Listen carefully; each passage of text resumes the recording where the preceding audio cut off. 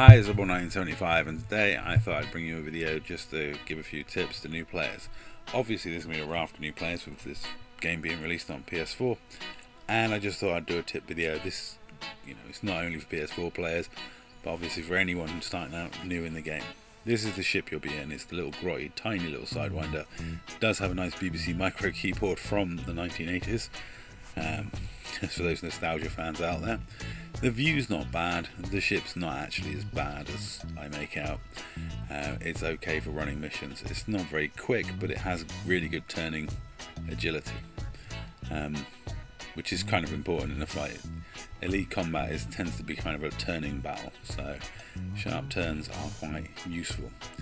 Now, I'm only going to go into this in brief because I'm going to link in the description to some proper full-on tutorial videos, the sort of thing that I can't make with my computing power and processing power, proper full-on guides for people. I'm also going to put in the description links to websites that I think will be useful, just a mass of resources for you guys, okay? So check that out in the description of the video. And the tips I give are not going to be in depth. Basically, when you're in normal space, there's two different flight modes. There's standard, which is just your thrusters operating, where you go up, down, left, right, and then there's alternate, where your ship flies like a plane. Get used to switching between these modes and getting a feel for your ship. When you first log on, I would recommend you play some of the tutorials. They are actually quite fun now. They're much better than when I first started the game. They've been updated and they're greatly improved. The voice acting and stuff like that, way better than it was when this first came out on Xbox. Now, the next thing I would do is practice landing and taking off.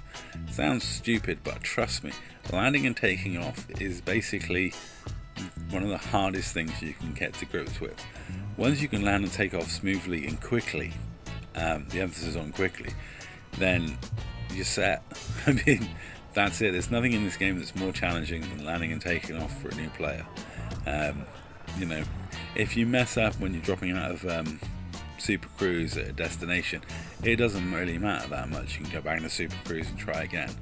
But landing and taking off can get panicky and twitchy. Yes, later on you're engaged in combat and things like that, but I will post you links to guides that will take you through that step by step with proper instructional videos, not just me whittering on about a few things here and there. I would recommend you watch some of those.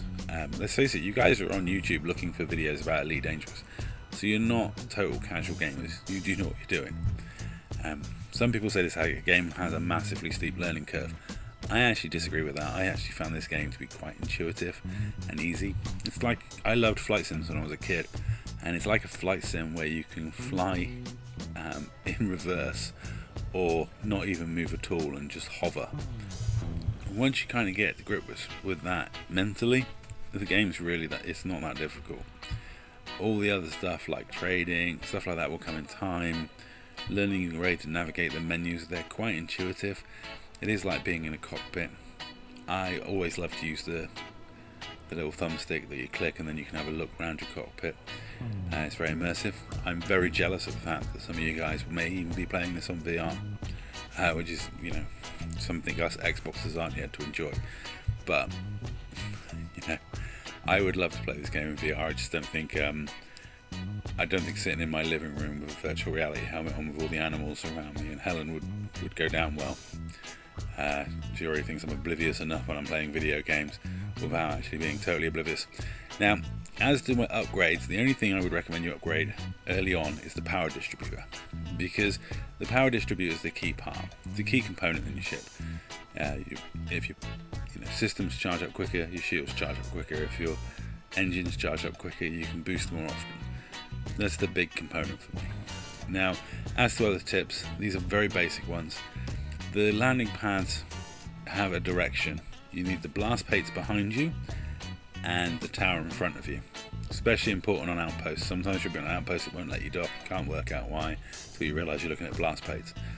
Knowing this will save you a ton of time. Another tip I've got for you is if you smuggle stuff, speed is much more important than stealth running. There's a load of videos out there saying, silent running for getting you in and out of stations, when you're smuggling cargo. No. Speed is it. See there, it says illicit cargo in the right hand corner of my screen. That's why I'm going in like a bat out of hell, because I don't want to get scanned and fined for all my illicit cargo. And that's what you do. You go in and like quick. That's why landing and taking off becomes one of the more important things, so you can get away with doing stuff like that in what is a large ship here. This is my Type 7. But given the hours I've got logged in a Type 7, it's kind of like a second skin for me. So, you know, I can throw that thing around like it's a svelte little fighter. It's also a lovely ship to fly. My third and final tip, because like I said, this is not an in-depth video, is scan stuff. You scan stars by clicking on it and waiting for that little worry thing to finish scanning. You scan systems with your Discovery scanner. The better the scanner, getting an advanced Discovery scanner, that first 1.5 million you spend is kind of an investment, because it will pay for itself over time.